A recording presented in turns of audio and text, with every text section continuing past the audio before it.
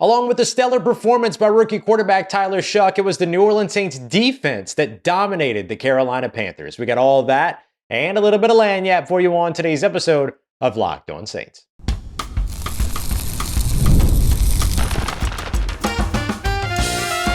You are Locked On Saints, your daily New Orleans Saints podcast. Part of the Locked On Podcast Network, your team every day.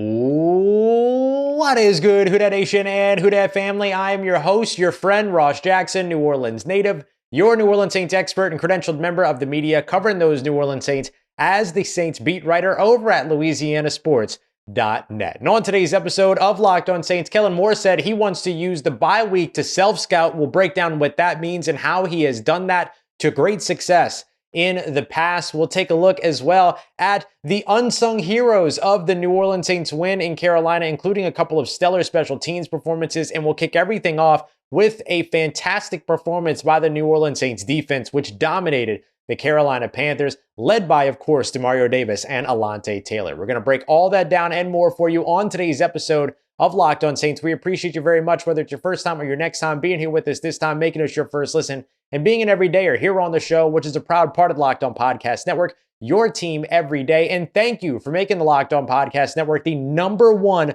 sports podcast network. We appreciate all of your support and for helping us get to this incredible place. We appreciate you very much. And of course, today's episode brought to you by our friends over at FanDuel. Right now, new customers can get $300 in bonus bets by winning your first $5 bet. Head over to FanDuel.com to get started with the official sports betting partner of the NBA. The New Orleans Saints defense was absolutely dominant going up against the Carolina Panthers. And while we spent a lot of time coming out of the game talking about rookie quarterback Tyler Shough, and completely understandably so, I wanted to give the flowers to the New Orleans Saints defense that are absolutely deserved. The Saints held the Carolina Panthers to under 4 yards per play. Yeah, you heard that. 4 offensive yards per play. They held them under that. They held the Carolina Panthers run game, which was its bread and butter, led by breakout player of the year candidate right now in terms of breakout players, Rico Dowdle, who's on a 1-year deal with the Carolina Panthers after his time with the Dallas Cowboys, held the Carolina Panthers running game as a whole to 3.2 yards per carry, one of the best performances by the defense. And there were a lot of players that contributed to that. And as we highlighted in our post-game show, Demario Davis and Alontae Taylor were among the top. But even beyond them, guys like Cam Jordan going in there, getting a sack and performing in the run game. Same thing for Nathan Shepard. Same thing for Chase Young. Didn't get a sack, but got some pressure in this game, has continued to be disruptive on the defensive line, has been every bit of what the New Orleans Saints wanted with giving him that new 3-year deal going into this season and finally being able to get him out on the field. He's been a bit of a difference maker for them over on the defensive side. But Pete Werner also had a fantastic game. It just felt like the Saints had a perfect game plan for what it was that the Carolina Panthers wanted to get done. And there's no mystery as to why. Brandon Staley and his defensive scheme has this sort of adaptive nature to it that adjusts to what it is that opposing offenses are trying to do. And so it really comes down to playing by your rules. That way you're adjusting as the offense is throwing new things at you. You watch the coverage constantly when it comes to this sort of zone match scheme that you have. That's kind of like the family of scheme that Brandon Staley is from his Vic Fangio days and all that, to where you have, different coverage players that are operating under different rules. If this player in this position, 1, 2, or 3 at wide receiver, runs an out-breaking route, I do this. When I do that, this player does this. There's a lot of shift and replace that goes on in the secondary. They communicated very, very well throughout this game so that when they could force the run game away from the Carolina Panthers, they were able to then execute on the back end and take away some of the potential passing concepts for some talented young wide receivers like Xavier Legette, as well as Jalen Coker. And then, of course, even though he was dealing with that hamstring injury, Teteroa McMillan, and we saw the Carolina Panthers wheel out a lot of those 3 tight end sets as well that gave the Saints some trouble last week in Los Angeles. You saw them be able to adjust to that very well. Good coverage on guys like Jatavion Sanders and other tight ends that were out there on the field for the Carolina Panthers. So great stuff over on the defensive side for New Orleans. in terms of their adjustments and being able to take things away. They were able to stand up to the run game well by winning at the line of scrimmage. Two simple rules: winning at the line of scrimmage and understanding the play flow. This was a great film study game where you could see tape be a factor for the New Orleans Saints defense. You watched Demario Davis all throughout consistently diagnosing what it was that the Carolina Panthers were trying to do in their run game by reading the play flow, i.e. where the offensive line is going off for the snap, and being able to fill in, understand where, hey, when they do this out of this alignment or this formation, they like the gap to be here. So then he's shooting that gap and beating the running back there. We saw Pete Werner do that quite a bit as well. We saw good stuff from Alontae Taylor in that phase of the game too. And so just a good understanding of what it was that Carolina likes to do, where they want to deploy their run game, and how to beat them to the punch. I think the Saints defense did a really good job with all that. Now, how do you get better from here? And I think the biggest thing that will help the Saints get even better from here is, first of all, maintaining that run stopping ability, but then generating a little more pressure when it comes to putting pressure on the quarterback as well. I thought that the Saints did a good job in terms of generating pressure and getting after Bryce Young all throughout this game. Bryce Young never really felt comfortable, never really felt settled in, but we still look at the Saints as one of the bottom teams in the league when it comes to generating pressure on a percentage basis. And so finding ways to become a little bit more consistent in pressure generation, I think, takes this team to a whole new place. Now, the Saints have improved big time. Remember, they were 31st in the NFL. They're now 27th in the NFL. I know being 27th in the NFL is never any team's end goal, but that is a heck of a lot of improvement since getting Chase Young back. They were one of the worst teams in the league at like 22.2, 22.8% quarterback pressure percentage. Right now, they've moved up to 30.9%. So good things coming from that pressure generation so far, and they're headed in the right direction.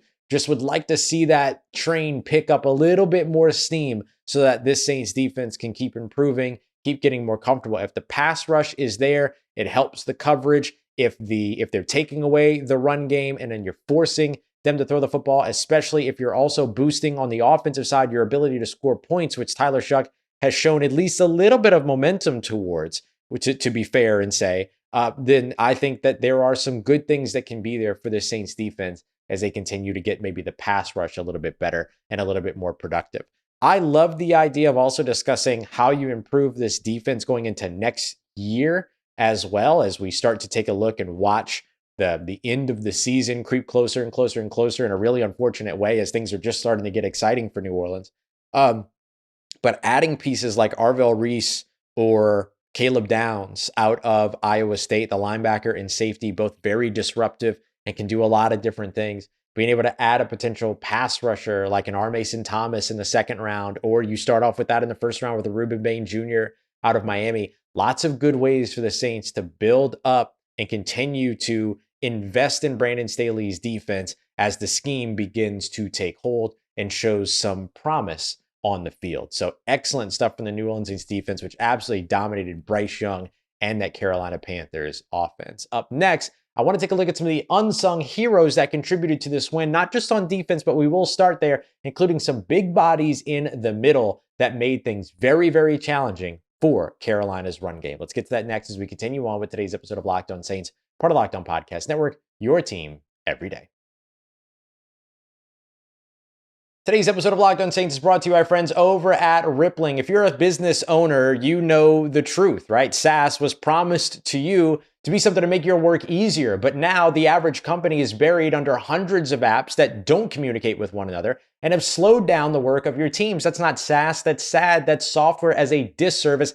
That's why you need Rippling. Rippling is a unified platform for global HR, payroll, IT, and finance all in one place, helping you get the expedited nature that you need from the software that you're using, replacing that mess of disconnected tools with one system that's designed to give leaders clarity, speed, and control, as well as, of course, that efficiency. And it's super easy to use as well. And right now, you can get 6 months free when you go to rippling.com/lockedonnfl. That's RIPPLING rippling.com/lockedonnfl. That's rippling.com/lockedonnfl for 6 months free. Terms and conditions apply. Today's episode also brought to you by our friends over at FanDuel. The NBA is back, and there's no better place to get in on all of the action than with FanDuel, the official sports betting partner of the NBA. And it doesn't even matter if you miss the beginning of a game or you decide in the middle of a game that you want to ride the hot hand and pick up on a big streak. Well, you can find all of that in FanDuel's live betting, which is some of my favorite stuff that they have over on the website and app. It allows you to bet on everything from who scores the next points to fourth quarter comebacks and more. You can even put different live bets together for a live bet same game parlay with a chance at an even bigger payout. It keeps every game exciting, especially when it's your favorite team that's making a late push. I'm starting to take some of the overs on Derek Queen, and that's worked out really well for me in watching the Pelicans play. And right now, FanDuel gives new customers $300 in bonus bets when your first $5 bet wins. So head over to FanDuel.com to sign up and play your game with FanDuel today, the official sports betting partner of the NBA. All right, family, the New Orleans Saints, it wasn't just the big names out there that ended up making a big difference for this team up against the Carolina Panthers. There were some unsung heroes on the field as well. And speaking of unsung heroes, thank you again for making the Locked On Podcast Network the #1 sports podcast network. That is a huge achievement for us, and it couldn't have happened without you. And this New Orleans Saints victory couldn't have happened without some players that we don't often talk about on this show. So I thought it'd be fun to kind of go into my list of unsung heroes for this matchup. And #1 on the list, funny enough, a guy that I don't think that we've talked about since the beginning of the season.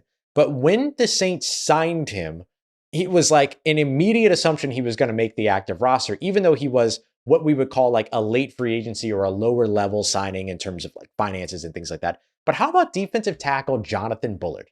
Jonathan Bullard didn't play a ton of snaps on Sunday, but he made his presence felt when he was on the field. He was somebody that ended up making several big stops for the Saints when it came to defending Rico Dowdle and that run game. And he was somebody that constantly popped up for me all throughout the game, despite the fact that he played only 14 snaps on the day. Now, 10 of those snaps came on run defense, and he was credited. Yeah, credited. That's right. I was credited with only one defensive stop, but it felt like he was in on so much. And when you watch the tape, the reason why is because this dude just does not get moved off the line of scrimmage. We talked about how the Saints helped themselves a lot by just not being moved off the line of scrimmage. That's reflected in the deeper analytics as well. You know, some of the ones that we really like here: yards before contact, in particular, yards after contact, really good stats about how a run game is being created or how a run game is being stopped. And the Saints were one of the best teams in the league going up against one of the best rushing offenses in the NFL in this game, especially over the course of the past 5 or 6 games or so, in stopping the run or not allowing running backs to gain yards before contact. The Saints allowed only 0.35 yards before contact. That was second best in the NFL at the time that I'm recording this, with Monday Night Football still pending. And the only team that was better than that was the Buffalo Bills, who made most of their contact behind the line of scrimmage, minus 0.21. So outside of that crazy stat, the Saints were one of the best run defenses in the NFL in terms of winning at the line of scrimmage. And when you can win in the trenches, you can win football games. And that's exactly what the New Orleans Saints did. Yards after contact, 2.83, 28.3, anybody? 2.83 yards after contact allowed. That was 11th in the NFL.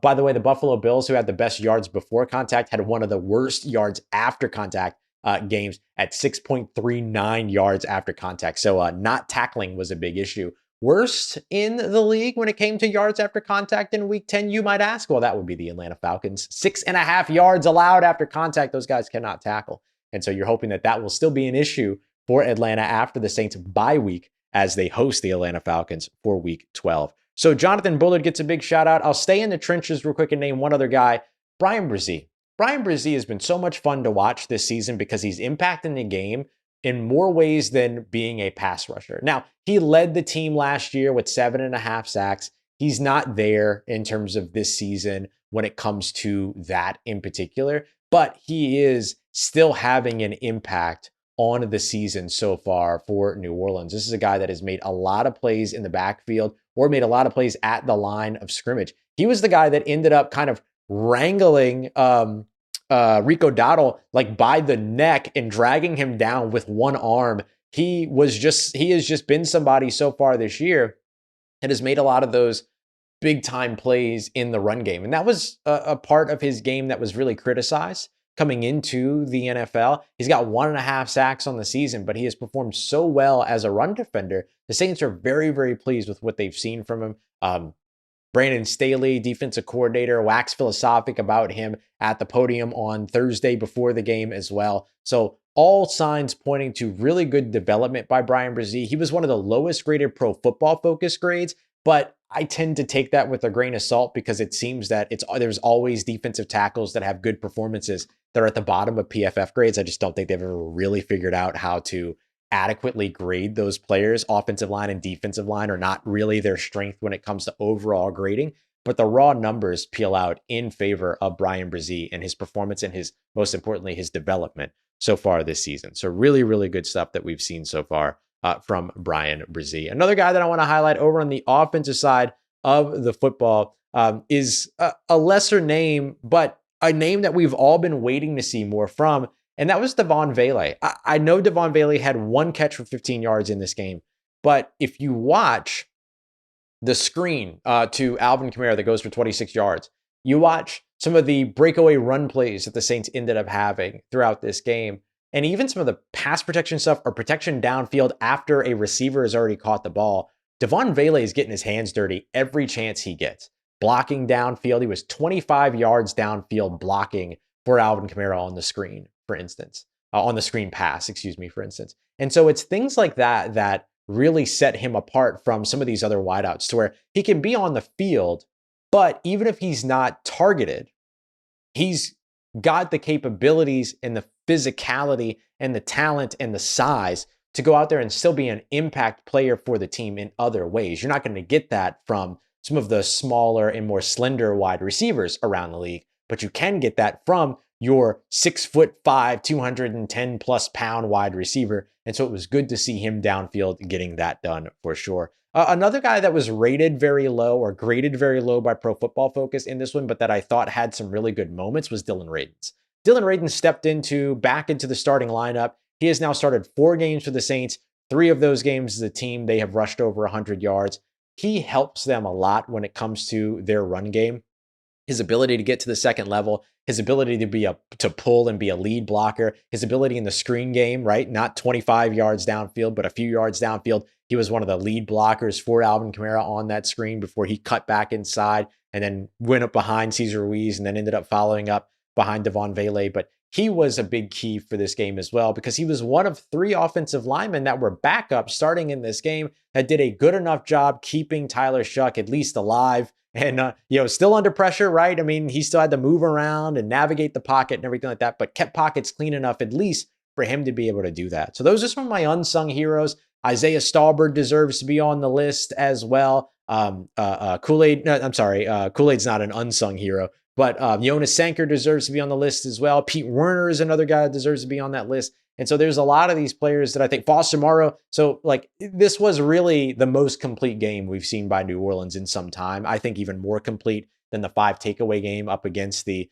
New York Giants. And so seeing if the Saints can carry this momentum forward through the bye week is going to be the most important thing. But in order for them to do that, it's going to be some of these lesser talked about players, quote unquote, that need to keep their performances consistent because that keeps that floor really high for where New Orleans can go for the rest of the season, which doesn't have to be a playoff team, but just showing promise like we talked about in yesterday's episode, which makes sure, we're here 5 days a week and then some. Make sure you come through for all of our episodes here. All right, coming up next, the New Orleans Saints are going to use the bye week as an opportunity for self-scouting. And the last time that Kellen Moore got a chance to do that, he turned a 2-2 Philadelphia Eagles team into a Super Bowl contender and eventually champion. That won't happen for New Orleans, but how he uses this week off is going to be really important. We got that coming up for you next as we continue on with today's episode of Locked On Saints, part of Locked On Podcast Network, your team every day.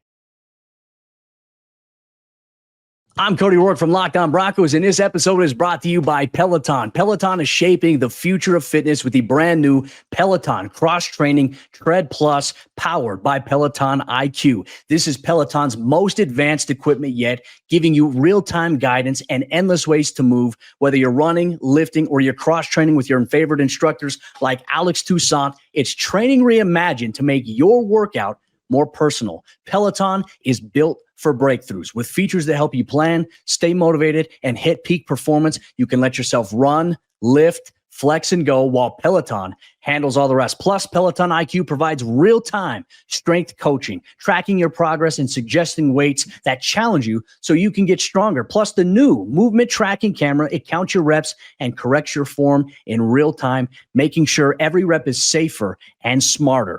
So let yourself run, lift, flex, push, and go. Explore the new Peloton Cross-Training Tread Plus at onepeloton.com. Let's get it, Who Dat Nation. The last time that Kellen Moore was given a bye week to do some self-scouting, it went really, really well. And while we can't expect the same results this year for the New Orleans Saints as what the Philadelphia Eagles got with Kellen Moore and his self-scouting over on the offensive side of the football, there are still some things here that the Saints could potentially come out of this bye week on the other side of the season looking like a much more prepared, much better football team. And that's certainly what we'd like to see from Kellen Moore and the New Orleans Saints at this point moving forward throughout the year. I mentioned in yesterday's episode that a big part of the last 7 games, it might feel like 7 years, but last 7 games of the Saints season is all about watching the building blocks, right? Young players, Tyler Shough, Kelvin Banks Jr., who was awesome against Carolina. Seeing more, Danny Stutzman, Quincy Riley, Jonas Sanker. This 2025 draft class has actually produced some pretty good building blocks for this New Orleans Saints team. Devin Neal, right, who really started to look like he was coming into his own last week up against Carolina. And so, but the other big building block for New Orleans is Kellen Moore. Like, Kellen Moore is going to be given patience throughout this rebuild. And I think that's the right move. Doesn't mean that we can't say, hey, this is something that should be improved. This is a critique, and all those other things. That's part of the job, right? We're looking at things that the Saints could be looking to do better. We're asking questions about that, and then we're seeing if they're implementing those things. And a lot of the stuff that Kellen Moore has talked about over the course of the season, we really finally saw implemented in this game up against the Carolina Panthers. Now, red zone offense, still a major concern. What this team turns into beyond the 40-yard line of the opposing team is still very baffling and very confusing. And there's still some game management things that Kellen Moore has just got to get accustomed to at some point here throughout his tenure. But those are things that I'll be very curious to see what kinds of adjustments are maybe made going into or coming out of the bye week. We spoke to him on Monday via Zoom, and we asked him, like, well, how do you treat the bye week? What do you do? And he mentioned self-scouting right off the bat being a thing that he gets done. Now, when we talk about self-scouting, we're talking about something different than how we usually talk about scouting. How we usually talk about scouting, we're talking about, area scouts going and watching college prospects or getting a look at other players around the league and potentially looking at players to invest in and things like that. That's not really what we're talking about here. What we're really talking about from a self-scouting standpoint is what have the New Orleans Saints as a coaching staff, as a scheme, and as a system been doing? And what needs to be changed, and how do you change or adjust moving forward throughout the rest of the season? So those are things we're going to be looking at. I'll give you an example. At the beginning of last year, through the first 4 games for the Philadelphia Eagles, and this is where an early bye is helpful for a football team. So the first 4 games, they finished 2-2.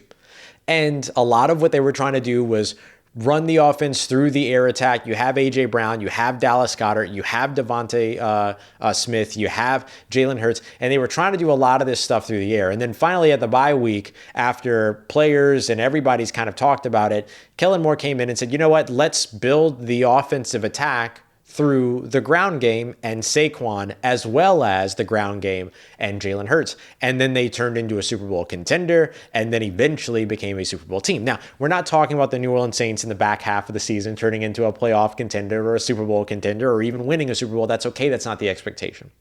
Where we're looking at for the Saints is, can you show promise? That's it. Very simple, very easy. Can you give the fans hope? right? Can you show them that the vision is coming together? I think if you get to the end of your first year as a new regime as a whole, this isn't just a head coach comment, but new regime as a whole, new direction, everything like that, and the vision isn't clear, then you're probably starting all over again the second year. And then you have to hope that that ends up working by the end of the second year because there's no guarantee that you get the third year.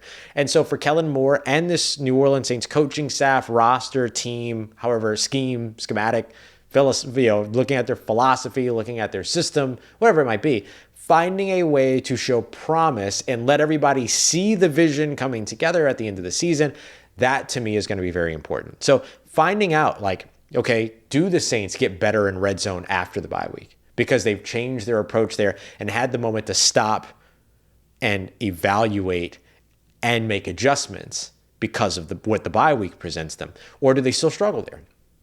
Are the Saints better when they get into opposing territory, that area of the field that has killed them here throughout the season? Are they better? Do they remain better on third down, right? They showed a really good step forward on Sunday against Carolina on third down. And so can they be better moving forward? Is that something that's consistent? And beyond that, all the success from week 10, can you extend that to week 12, 13 through 18?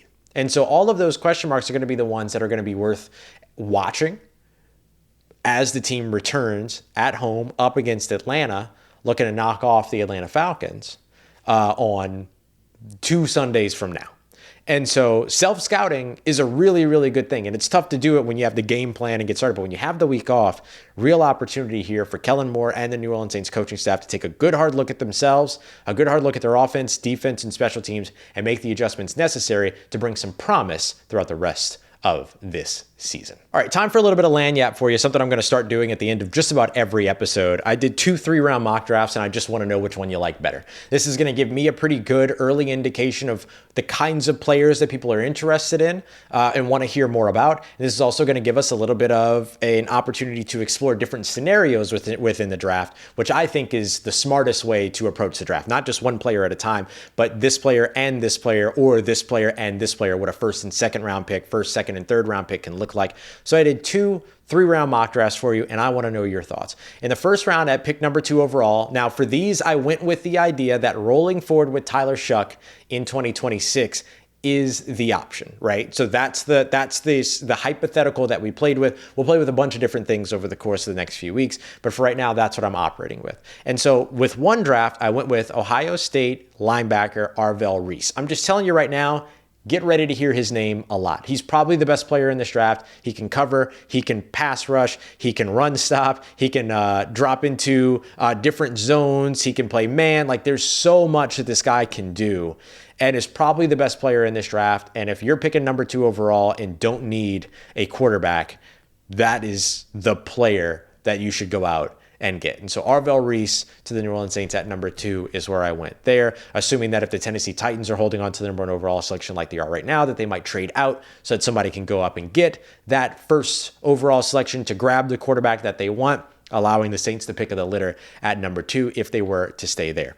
At round 2, pick 34, I went back to the offensive line. Don't be mad at me, but the Saints do need some help at guard, one side or the other. So I went with offensive lineman out of Penn State, Olaiva who is a dog, an absolute beast in the middle of the offense. Very physical player, big body, tops out over 300, is a guy that ends up helping you out big time on the interior, whether immediately or down the road, depending on if Dylan Radins returns. If not, then maybe that's a thing. Or maybe the Saints look to be ready for life after Cesar Ruiz. This is a player that could absolutely get you there. And in round 3, pick 66 in this hypothetical scenario in terms of where the Saints sit right now.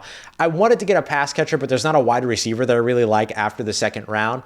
At least right now, right? I haven't scouted that far ahead, but right now, not a guy that really stood out to me. But Baylor tight end Michael Trigg absolutely did.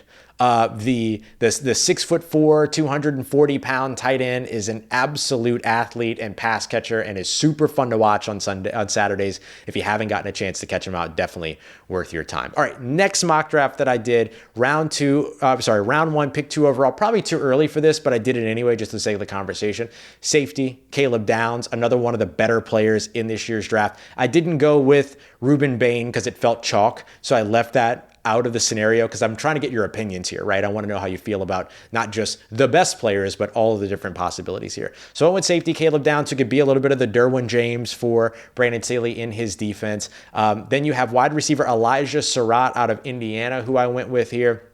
Big-bodied wideout, gives you a pure quintessential X receiver with an attitude, and I love that. And then in the interior, I went with the 335-pound Dante Corleone coming out of Cincinnati. Great name, first of all, but 335 pounds, plugs up the middle, fantastic nose tackle for you in case you want to be ready for life post Devaughn Godchaux. So let me know what you think about those two, and then we'll continue to build off of that here throughout, but wanted to give you at least some mock draft situations here as we get closer and closer to the end of the season. Expect a few of these throughout the week as we move forward. So can't wait to hear your thoughts. All right, y'all, on tomorrow's episode, why the run game worked in Carolina and the one piece that I would add to this team if I could right now. Don't forget to catch us on the Gulf Coast Sports and Entertainment Network as well, and we'll see you here tomorrow. We appreciate you very much, as always, making us a part of your day, part of your routine, for saying yes to me and the show. If you see me, please say hi. And if you need anything else around your New Orleans Saints in between these episodes, make sure you follow me on your favorite social media at Ross Jackson, NOLA. Hit me up. Let me know how the family's doing. Let me know how you're living. Let me know how you're momming them. And trust you, that nation. I'll holla at you.